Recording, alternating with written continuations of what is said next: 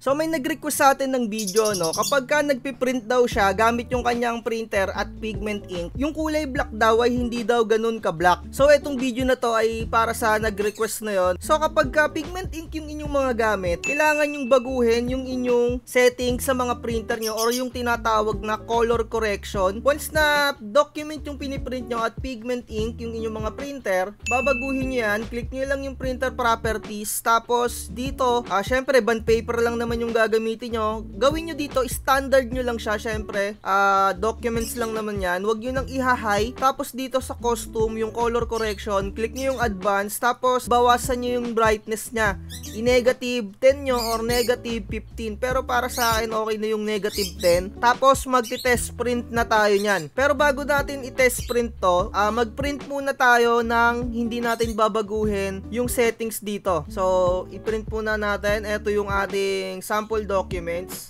Wala muna tayong binago. So tignan natin doon sa isa nating camera. So mapapansin nyo, no, kung nakikita nyo ng maayos, yung kanyang pagka-black ay hindi ganun na ganun yung pagka-itim niya dahil nga pigment ink yung gamit natin.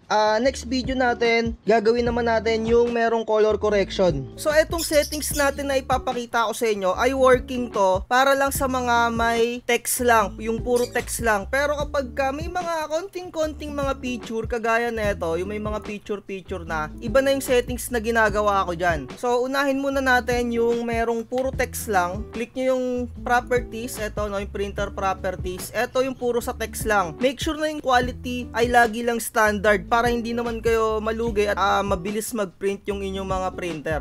Kasi kapag kinlik nyo yung high, tatagal yung pag-print nyan. So doon na kayo malulugi-lugi doon, no? Make sure na kapag mga print lang na ganito, standard lang, tsaka ito high speed nyo lang yan. Baguhin nyo nga lang to, gawin nyo lang na negative 10 para mag-itim yung inyong mga print ng ganun kaitim talaga. Tas eto Adobe RGB 2.2.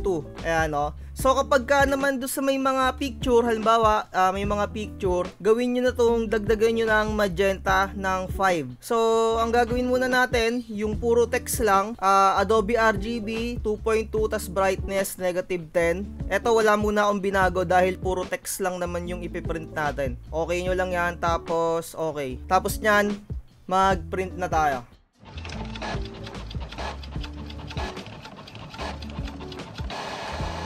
So ito na yung ating printout, no. Medyo hindi siya pansin masyado sa camera, pero ito yung una nating pinrint na wala tayong color correction gamit yung pigment ink natin. At ito naman yung meron ng color correction. So dito sa akin nakikita ko sa mga mata ko, no, mas matingkad siya yung pagkaitim nito. Mas maitim siya kaysa dun sa wala tayong color correction. Pero kung talagang medyo hindi ka marunong, so siguro pwede na yung standard lang, yung wala ka ng binago. Pero kung gusto mo talaga na matingkad, eto, no, yung mayroong color correction negative 10 yung brightness. So pwede nyo pang bawasan yung brightness doon, pwede nyo pang gawing negative 20 para mas maitim na mas maitim. So ngayon ang ipiprint naman natin next yung merong mga picture. So pag may mga picture naman, ang ginagawa ko sa color correction ng mga documents, click nyo lang ulit yung printer properties ng inyong mga printer, tapos plain paper lang, standard, dito costume, advance. So same lang, gawin nyo lang din tong Adobe RGB, tapos dito, no, yung photo enhance, i-check nyo lang yung dalawa. Tapos dito sa brightness, pwede nyo siyang i-negative 10, pwedeng hindi din, pero ito ang pinaka-importante, dagdagan nyo yung inyong mga magenta. So ito negative 10, tapos 5 Adobe RGB, ayan, no, tapos yung photo enhance, naka-check yung dalawa doon. So print na natin to. Okay, tapos print lang natin yung isang page.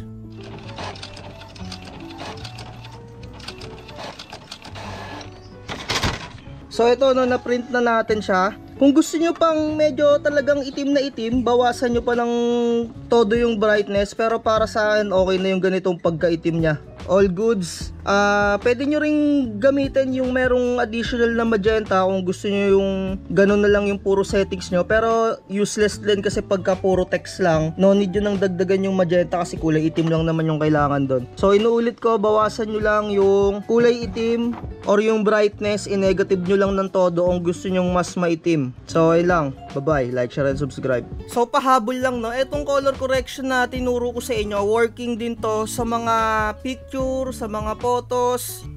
Ito yung ginagamit ko talaga na color correction. Ito yung parang pinaka standard ko na color correction, plain, standard, tapos dito yung ganto. Or pwede nyo, kung gusto nyo magandang maganda talaga, pwede nyo tong baguhin, pwede nyo gawing high, tapos uncheck nyo yung high speed. Kaso nga lang, etong mga settings na tong tinuturo ko ngayon ay para lang to sa mga photo print talaga. Ito no, etong settings na to. So tandaan nyo na lang no, pag photo print naman, Epson Premium Glossy, high, uncheck nyo tong high speed, custom.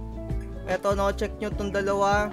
So i-post nyo na lang kung medyo mabilis. Adobe RGB -5, tapos dagdagan nyo tong 5 or pwede nyo tong gawing -10. Pero kapag ka mga photo kasi, yung talagang picture, medyo hindi ko na-advise sa inyo na bawasan nyo yung brightness. So i-standard nyo lang yung ganito. Pero nasa sa inyo talaga, trial and error kung saan kayo mas nagagandahan. So ayun lang, sana natutunan nyo. Bye bye.